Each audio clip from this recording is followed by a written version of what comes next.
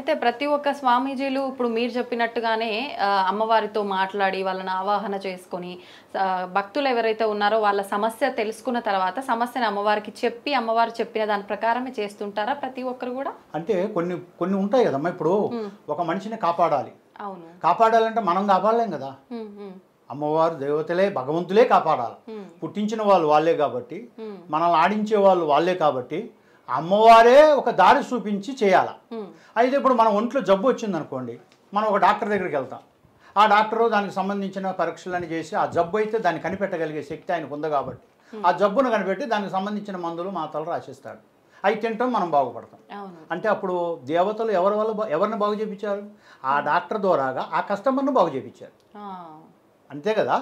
ఇప్పుడు ఆ డాక్టర్ దగ్గర పోవాలంటే వాడికి అక్కడైతేనే బాగుపడే సిచ్యువేషన్ ఉంది కాబట్టి ఆ దేవతలు అక్కడికి పంపించారు. అంటే దేవతలే పంపిస్తారు కానీ వాడు పోడు అక్కడికి. ఎవరితోనన్నా చెప్పియటమో, ఎవరితోనన్నా ఇలాది కాదురా ఇలాగ బోరా అని చెప్పడము, అంటే వాళ్ళ మాటతోనే వాడు పోతాడు కాబట్టి వాడు బాగుపడతాడు. అంటే అప్పుడు విముక్తి ఆ దేవతలే చూపిస్తారు.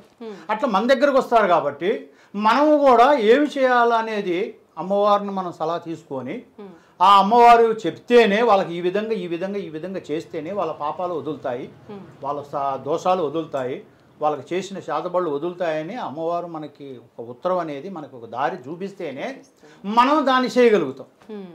అర్థమైందమ్మా? ప్రతి ఒక్కరికి ఇప్పుడు వచ్చారు కదా అని నిమ్మకాయ తీసి బరాబరా తిప్పాడు వార్తంగితే పోడు కదా.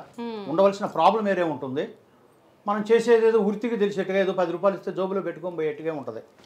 అంతేగాని అది నిజాయితీగా చేసేది కాదు. అందుకనే మనం అమ్మవారిని సంప్రదించి ఆ శక్తి మనలో ఉంటేనే ఈరోజు మీతో మేము ధైర్యంగా కలుగుతున్నాం. అంతేగాని అమ్మవారి శక్తి లేని మనం ఏం మాట్లాడలేము. అర్థమైందమ్మా? ఆ శక్తితోనే వాళ్ళు వచ్చిన వాళ్ళకి ఏ ప్రాబ్లంలో ఉన్నారు వాళ్ళకి ఏం చేయాలా. కొంతమందికి ఇప్పుడు నరదృష్టి ఉంటుంది. అది నరదృష్టి అంటే నార్మల్ అమ్మా. నరదృష్టి అంటే ఏంటి? మన 2 కళ్ళే.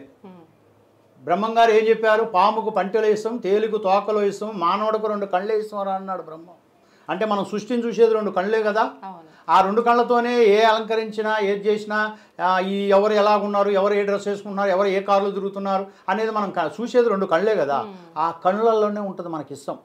ఆ ఇష్టం అనేది ఆ ఎప్పుడప్పుడు ఎదుటి వాడి మీదకి పోతుంటుంది. అదే నరదృష్టి అంటారు. అర్థమైందా? ఆ నరదృష్టి అలాగనే పోతే దానికి నరఘోష కూడా ఉంటుంది మళ్ళా.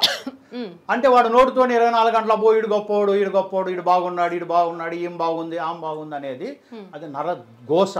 అది అలాగనే ఎఫెక్ట్ అయిపోతే నరపీడ. అది 2 కాళ్ళకు చుట్టుకుందంటే ఇంకా వాడు ఏం చేయలేడు. ఏ దేవతలకు మొక్కినా వాడికి ఏమి వరం దేవుళ్ళు కూడా ఇవ్వలేరు. ఆ నరపీడ అనేది తొలగిపోతేనే మళ్ళీ ఏ దేవుళ్ళైనా మనకి సంప్రదించేదానికి.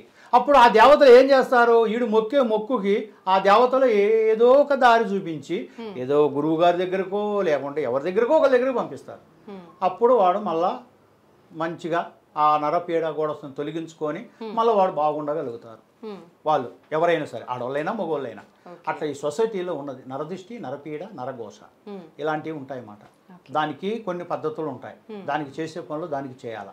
అర్థమైందమ్మా? ఇక చేతబడి అని అంటే మనిషి చూపే అమ్మా.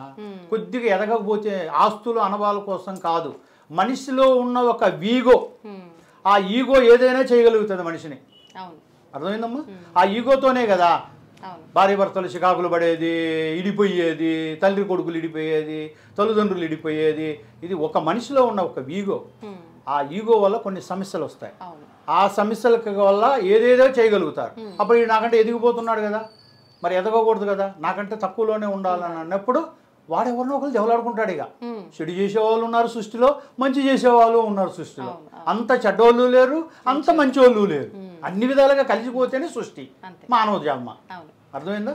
ఆ విధంగా ఇప్పుడు ఆ ఈగోతోని ఏదైనా చేయగలుగుతారు. చిన్న చిట్కాలు ఉంటాయి దానికి.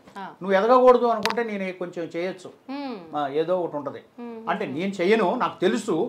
కానీ మా గురువు గారు ఏం చెప్పాడంటే 3 మాటలు చెప్పాడు. ఒకటి ఏం చెప్పాడు? మనం చేసిన కాడ ఎదురు చూడొద్దు అన్నాడు.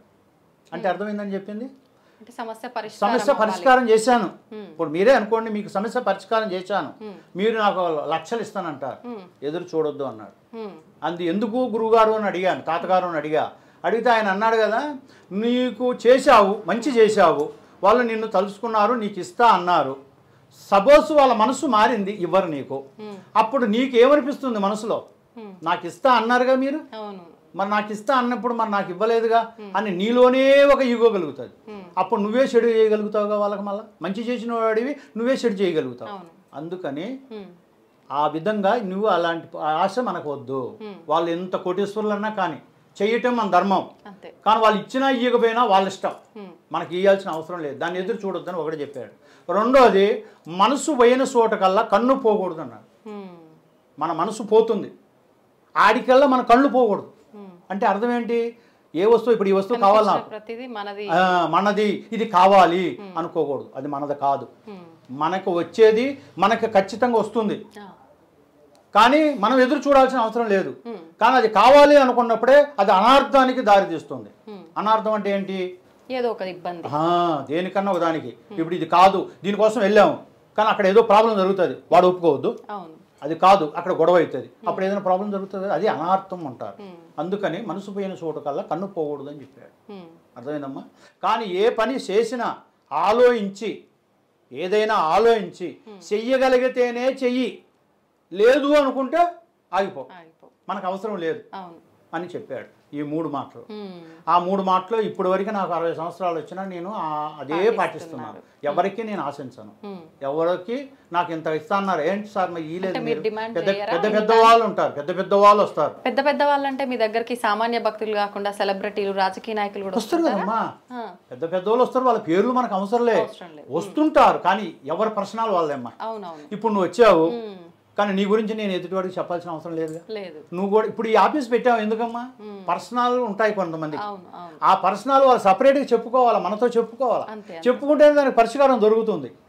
అలాంటప్పుడు పర్సనల్గా ఉండాలనేగా ఈ ఆఫీస్ పెట్టింది. మనం చెప్పుకోవాలి అంటే ఇప్పుడు మీరు మనతో చెప్తారు, అంటే ఇప్పుడు నేను ఒక సమస్యతో వచ్చినప్పుడు నేను మీకు సమస్య వివరిస్తేనే మీరు పరిష్కారం చెప్తారా? మీకు అన్నీ తెలుస్తుంటాయి, మీకు అమ్మవారు చెప్తుంటుంది కదా, మీ అంతా మీరు సమస్య ఏంటి అని చెప్పలేరా? నేను చెప్తా. ఏది చెప్తా అంటే మీలో ప్రాబ్లం ఏదన్నా ఉంటే చెప్తా.